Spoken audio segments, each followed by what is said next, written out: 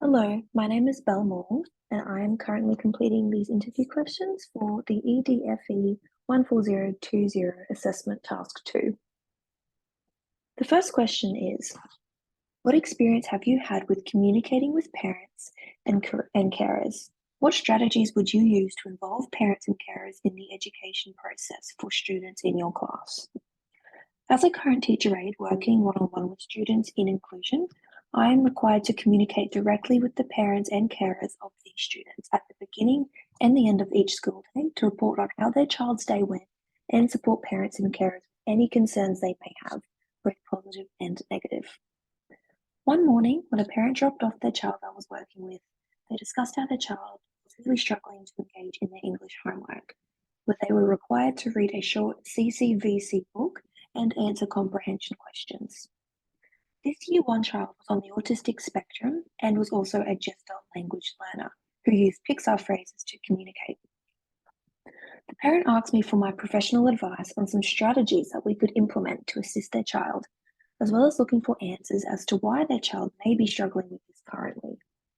The first thing I did was listen to the parent without interruption and validate their concerns. This assisted in building rapport. I brought up some potential factors that I believed could be affecting his engagement, such as the difficulty level of the reading and the particular content that he was reading. I asked the parent if he is used to reading the CCVC books at home, and they explained how their child appears to be hyperlexic and has no issue with the difficulty level of the book. As the student used Pixar phrases as gestalts, which is his special interest, I discussed how we could incorporate this into his learning to improve engagement, which could then lead to better academic outcomes. The parents seemed quite enthusiastic about this idea and asked if we could implement this into his schoolwork as soon as possible, which I then replied that I will pass this request on to the head of inclusion. I made sure to incorporate communication strategies such as validation and open suggestions to encourage parental involvement in educational progression. Throughout the day, I found some Pixar books from the school library, such as Toy Story and Finding Nemo. I wrote some simple comprehension questions to match the books and had the student read and answer these questions. As a result, the student seemed quite excited that his special interest was being discussed and willingly read each book and answered the questions to a sound level. When the parent returned for pickup, I showed her the student's work samples and explained how successful this was. They were pleased with this outcome, asking several questions regarding how they could implement this at home. I assured them that we were able to provide them with resources to use and that we will explain to them how to implement this.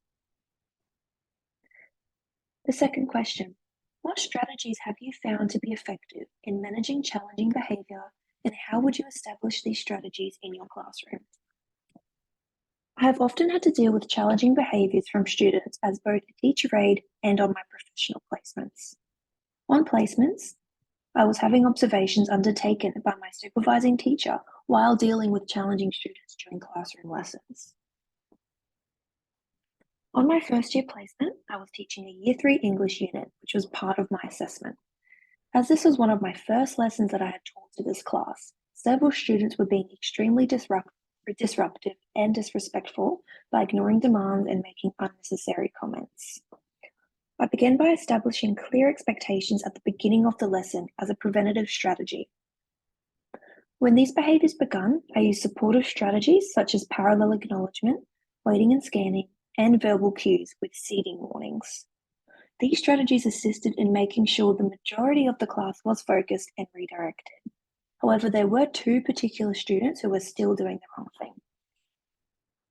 I then used following through strategies by asking both students to move their desks away from each other on opposite sides of the room, which was followed with revisiting expectations as a whole class.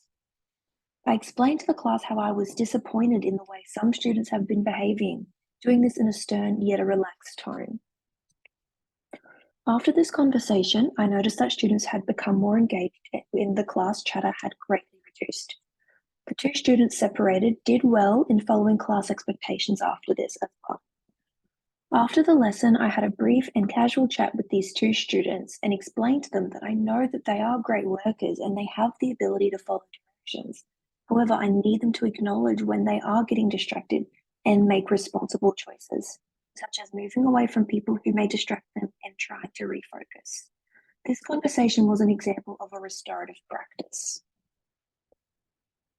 The third and final question: what experience have you had in working as part of a professional team in a school setting? How would you make a positive contribution to the work of a teaching team in your teaching area or preferred curriculum learning area? I'm currently a teacher assistant at 2 different schools, and I have worked previously as a teacher assistant at other schools, as well as undertaking 3 professional placements. Over the years at a variety of schools, I have experience working in several different professional teams. These consist of inclusion departments, teaching faculty, teacher aid teams, and working with pre-service teachers and supervising teachers and managers. During my time working within these professional teams, I have learnt what different aspects and actions can be done to positively improve and support a teaching team. In particular, working with other teachers within your grade level to plan and organise units. I believe that I would make a positive contribution by having a willingness to learn and applying advice given from other teachers who may be more experienced in other curriculum areas than myself. This factor creates an optimistic space that allows all involved to feel confident in making suggestions and comments. My diligent and organised nature would ensure planning to be completed in a timely manner.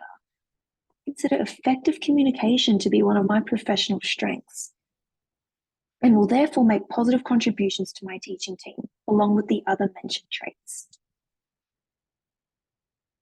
These positive contributions result in healthy communication practices within a team, organisation, quality unit plans and assessment, and a safe space for a professional team to work within. Thank you for your time.